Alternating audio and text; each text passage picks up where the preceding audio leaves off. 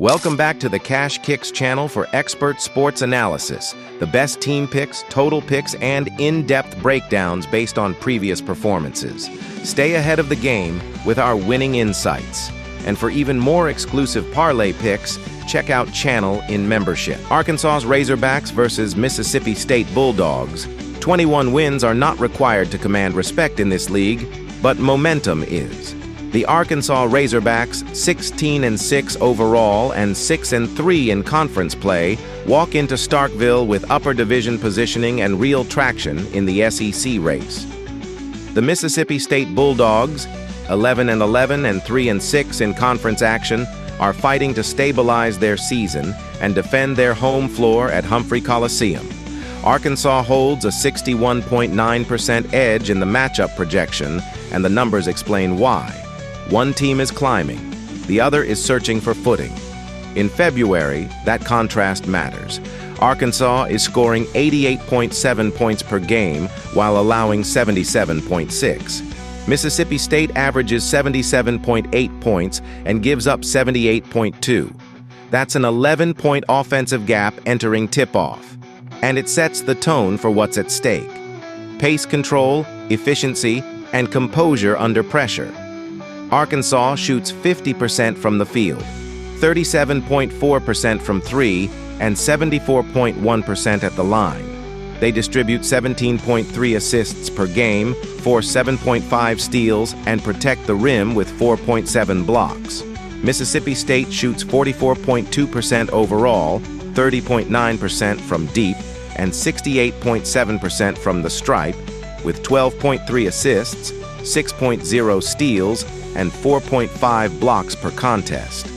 The Razorbacks play fast, share the ball, and convert at a high rate.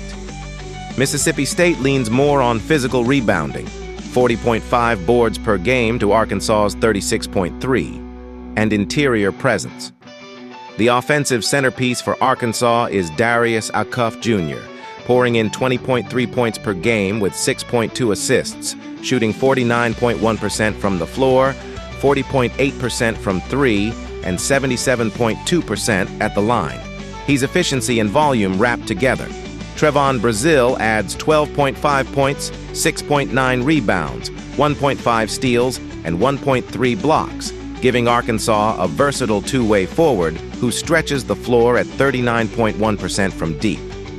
Mississippi State counters with Josh Hubbard at 20.8 points per game, adding 3.5 assists. He shoots 39.9% from the field, 32.4% from three, and 78.9% at the stripe. Quincy Ballard anchors the glass with 6.6 rebounds while shooting 54.5% from the floor, and Jamari Davis-Fleming protects the rim with 1.4 blocks per game. This is the defining theme: Arkansas's high-efficiency perimeter attack versus Mississippi State's rebounding muscle and half-court resistance. If Arkansas dictates tempo, they stretch the margin.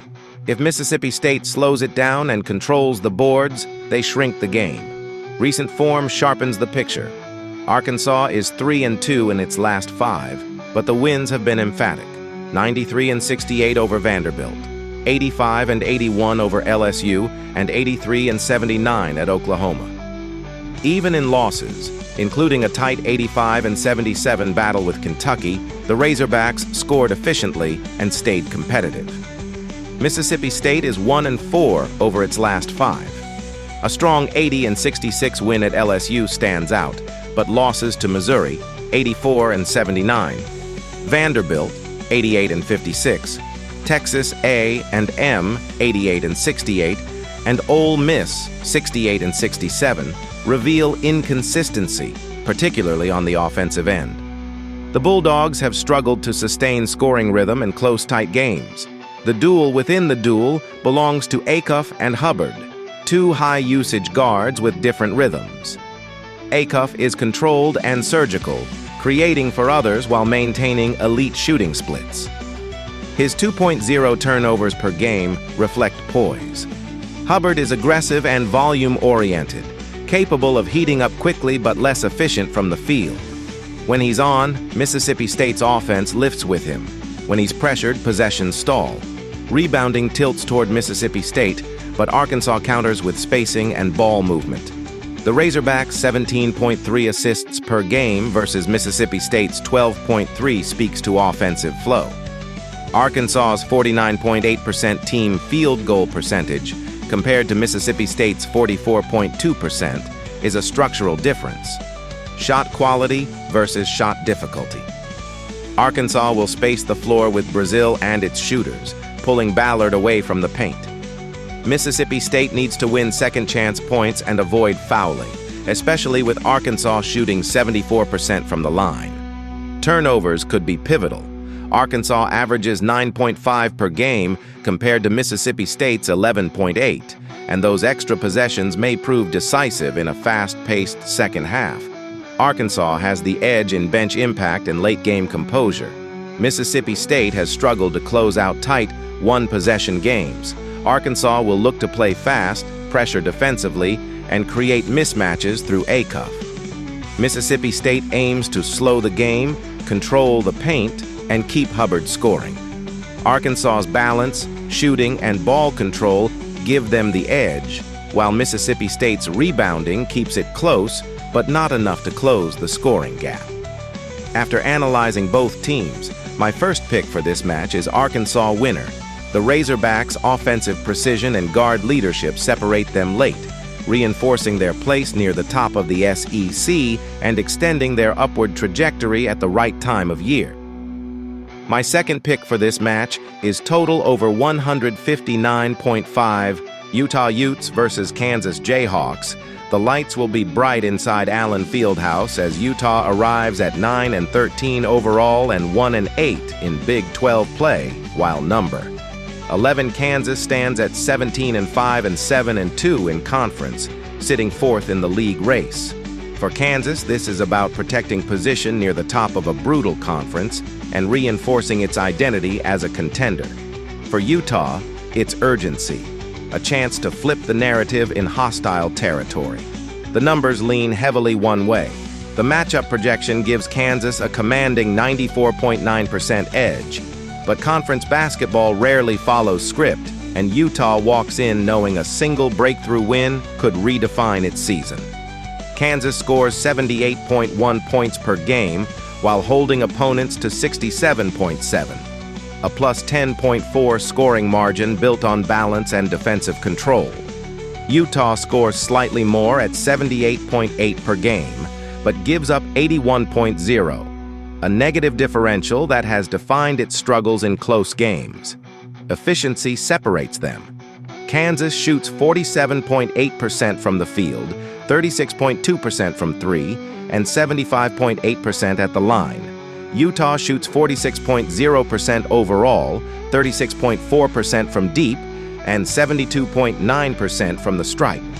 The margins aren't dramatic offensively, but defensively they are. Kansas protects the rim with 6.0 blocks per game and adds 5.4 steals. Utah averages 3.5 blocks and 5.8 steals, more active in passing lanes but less imposing at the basket. Rebounding favors Kansas, 39.0 to 34.7. Assists lean Kansas as well, 15.1 to 14.0, signaling slightly cleaner ball movement. Utah turns it over 11.1 times per game. Kansas is tighter at 10.4. Utah's offense runs through Terrence Brown, averaging 21.4 points, 4.0 assists, and shooting 45.5% from the field with 35.8% from three and 79.3% at the line. Keanu Dawes anchors the glass with 9.0 rebounds per game, adding 12.1 points on an efficient 56.1% shooting. Josh Hayes supplies interior defense with 1.1 blocks per contest. Kansas counters with Trey White at 14.5 points and 7.2 rebounds per game, shooting 48.5% and 44.6% from three, while hitting 85.3% of his free throws. Flory Bidunga controls the paint with 8.9 rebounds and 2.6 blocks, shooting a dominant 67.7% from the floor. Melvin Council Jr. orchestrates at 13.8 points and 5.0 assists, adding perimeter pressure. The theme is clear: Utah's scoring punch versus Kansas's structural defense and rebounding control. Utah's last 5 have been uneven. Losses to Arizona State, 71-63, Oklahoma State, 81-69, BYU, 91-78, and Kansas State, 81-78, with only one win over TCU, 82-79. The offense has shown life, but defensive lapses and late-game execution have cost them. Kansas, meanwhile, has won 5 straight. Texas Tech, 64-61, BYU, 90-82, Kansas State, 86-62, Colorado, 75-69, and Baylor, 80-62. The margins tell the story: tight when necessary, dominant when rolling. Defensive consistency has fueled the streak, and the offense has stretched floors and punished mismatches. The centerpiece duel begins with Terrence Brown against Trey White and Melvin Council Jr. Brown is volume and rhythm, 21.4 a night, capable of heating up quickly and stretching coverage. He creates off the dribble and absorbs contact. White is surgical. 44.6% from deep, efficient in space, controlled tempo. Council brings pace and playmaking. 5.0 assists per game, dictating flow. If Brown scores efficiently and keeps Utah within striking distance, the pressure shifts. If White and Council combine for balanced efficiency, while Bidunga protects the rim, Kansas dictates every possession. Tactically, Utah must control tempo and rebound beyond its averages. Kansas thrives in transition off defensive stops and forces opponents into contested half-court sets.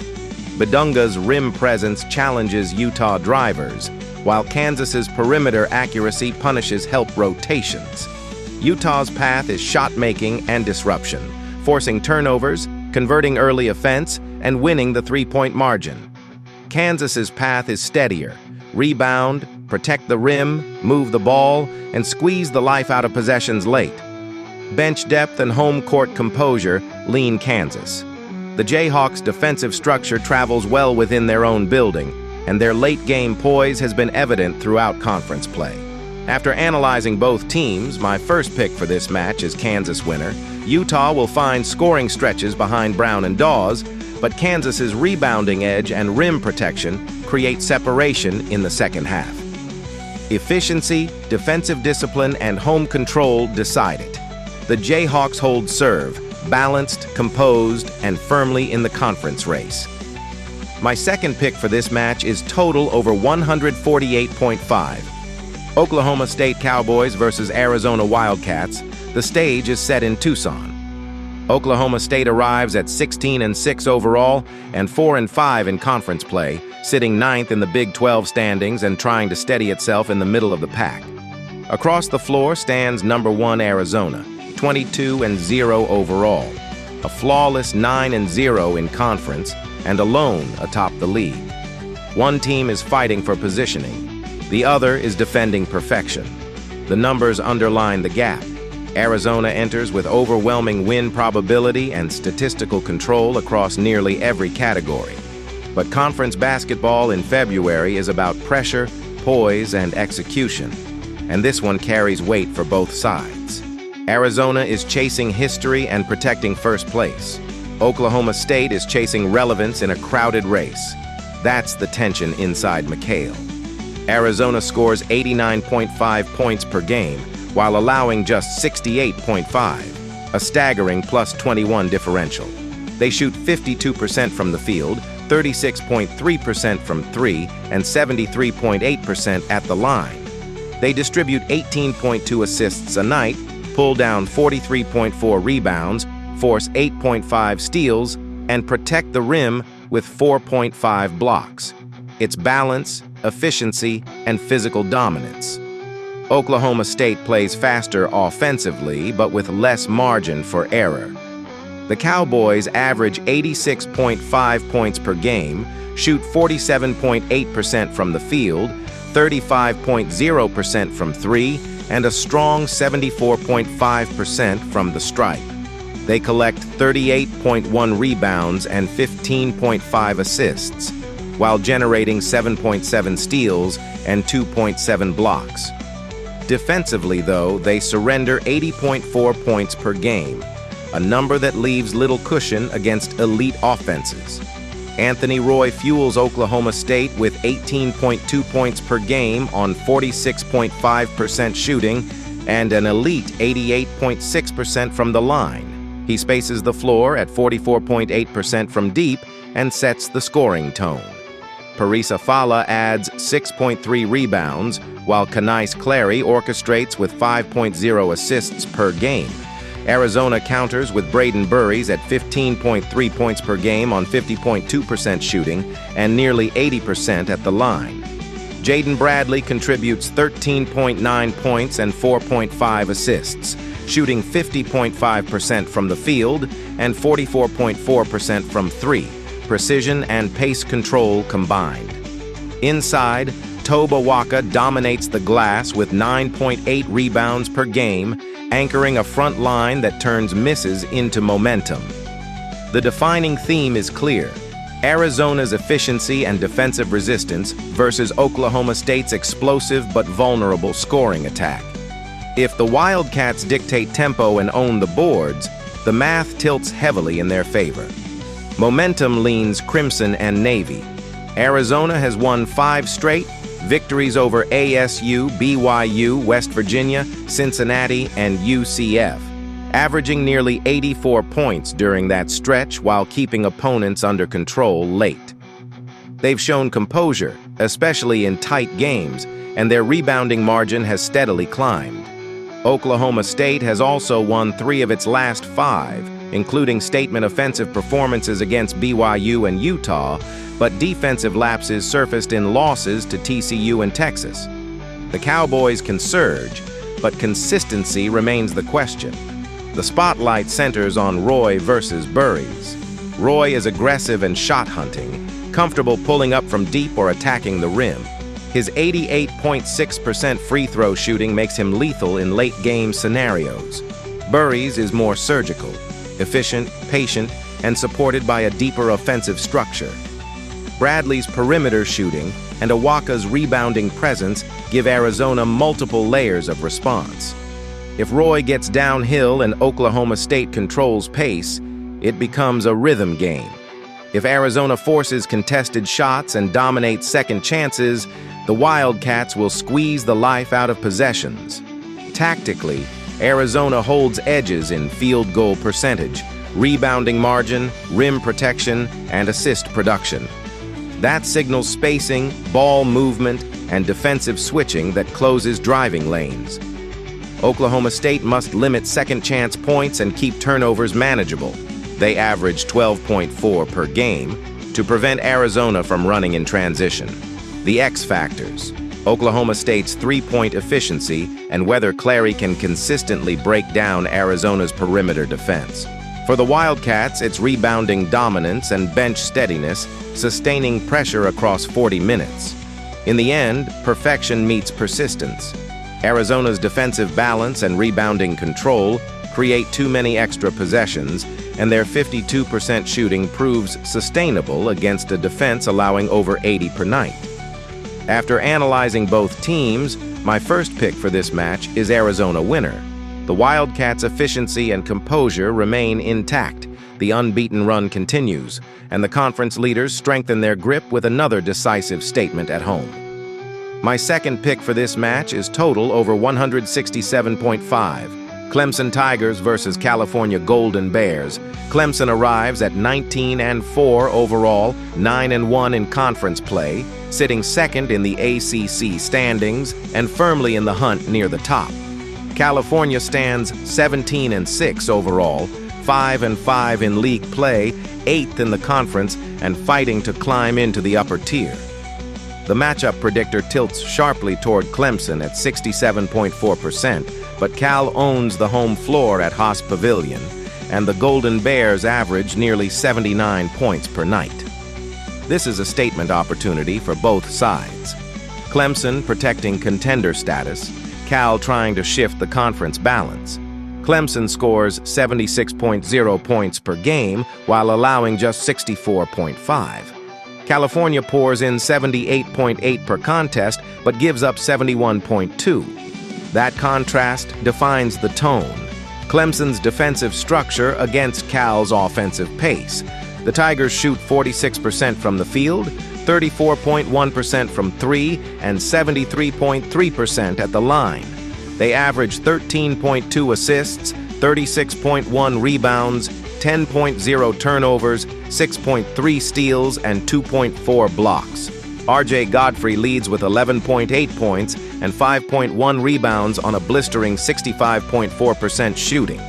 Carter Welling adds 10.0 points and 5.9 boards, while Dylan Hunter orchestrates at 3.1 assists per game.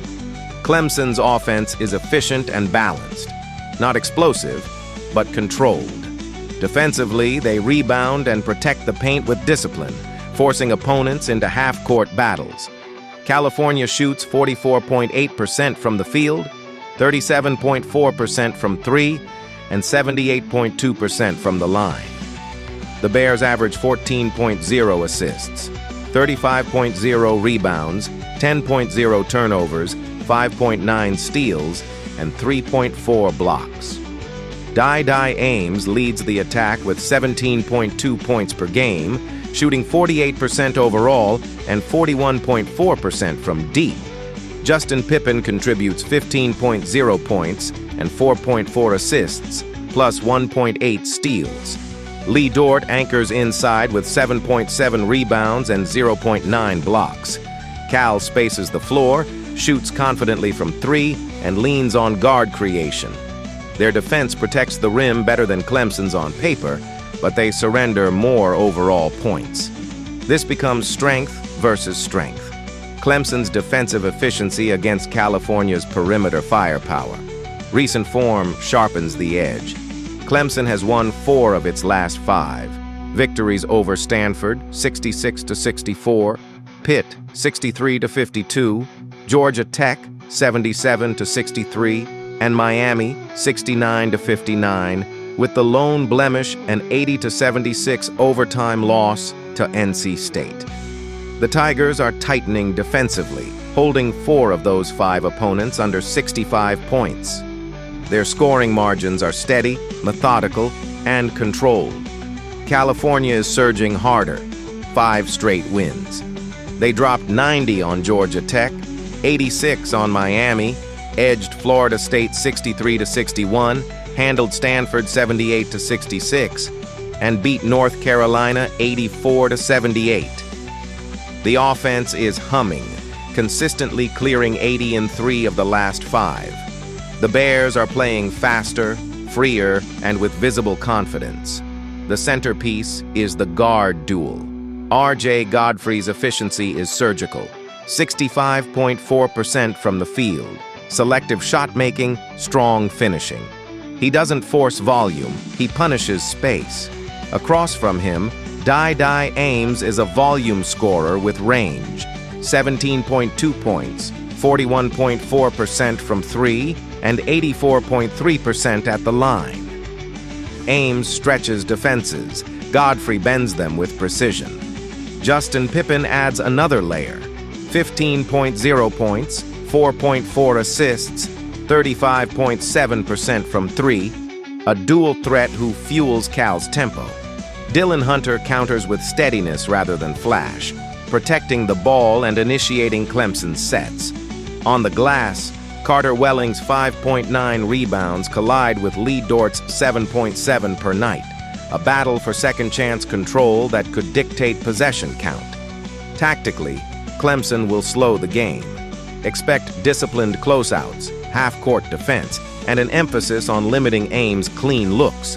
If the Tigers hold Cal near their season defensive average allowed, around 71, they'll be in control.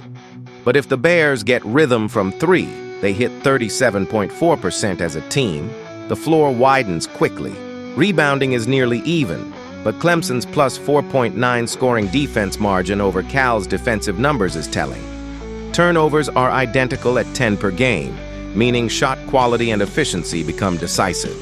Cal blocks more shots, but Clemson contests without gambling, limiting breakdowns. The X factor, pace. If California pushes toward the mid-80s, their backcourt advantage grows. If Clemson keeps this in the high 60s or low 70s, their defensive discipline wins out. Bench impact and late-game free throws, where Cal shoots over 78%, may also loom large in a tight finish. After analyzing both teams, my first pick for this match is Clemson winner. Clemson's defensive consistency travels. Their efficiency, rebounding balance, and ability to control tempo should narrow Cal's scoring lanes just enough. The Golden Bears will make runs, especially from deep. But in the closing minutes, Clemson's structure and shot discipline give them the final edge.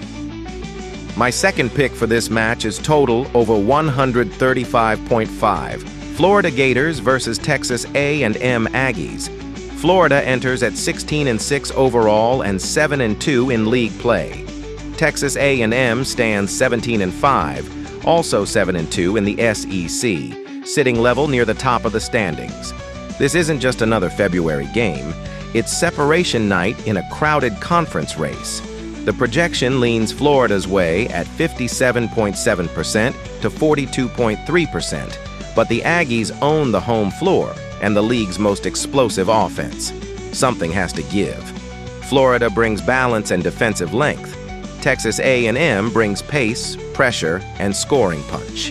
The stakes are clear. First-place leverage and momentum heading into the heart of conference play. Florida averages 86.3 points per game on 46.9% shooting, hitting 28.9% from 3 and 69.9% at the line. They move the ball well at 16.4 assists per night, dominate the glass with 46.0 rebounds, and create 6.6 steals with 5.2 blocks. Defensively, they allow 71.4 points, sturdy, physical, and consistent. Texas A&M pushes the tempo harder. The Aggies pour in 92.0 points per game on 47.5% shooting, knock down 37.6% from deep, and convert 75.4% at the stripe. They dish 19.9 assists, generate 8.9 steals, and play with relentless guard pressure. Their defensive number sits at 77.7 points allowed, more permissive, but often offset by offensive bursts. Florida's offense runs through Thomas Hoff, averaging 17.6 points on 47.8% shooting and 73.7% from the line. He adds 6.4 rebounds and 1.9 assists, operating with efficiency and patience. Ruben Chinyelu anchors the interior with 11.3 rebounds and 12.1 points per game, shooting a sharp 61.9%. Boogie Flan supplies 11.4 points and 3.9 assists, creating off the bounce and generating 2.0 steals defensively. Texas A&M counters with Rashwan Agee, a versatile forward producing 14.2 points, 8.7 rebounds, and shooting 50.7% from the floor with 76.2% free throw accuracy. Ruben Dominguez stretches the floor at 12.4 points per game while hitting 42.8% from three. Ryan Griffin adds 11.5 points and 1.7 steals, thriving in transition and perimeter pressure. Jakari Lane directs traffic with 3.9 assists. The game is clear. Florida's size and rebounding edge versus Texas A&M's perimeter shooting and tempo. Florida rides momentum. 4 wins in their last 5, Alabama, Georgia, LSU, and Vanderbilt, with 3 games over 95 points. Their lone stumble was a 76-67 loss at Auburn. The offense has been fluid, and they've controlled late-game possessions. Texas A&M is 4-1 in its last 5, but the path has been choppier. They bounced back from a narrow 100-97 loss at Alabama, with wins over Georgia, South Carolina, Mississippi State, and Texas. The Aggies are scoring in waves, yet they've allowed 97 and 88 in recent outings, signs of defensive lapses that could surface against Florida's front court. The star duel centers on Hoff and Aggie. Hoff operates with calculated rhythm, mid-range balance, smart cuts, strong rebounding presence. Aggie attacks downhill, absorbs contact, and stretches defenses just enough to open lanes.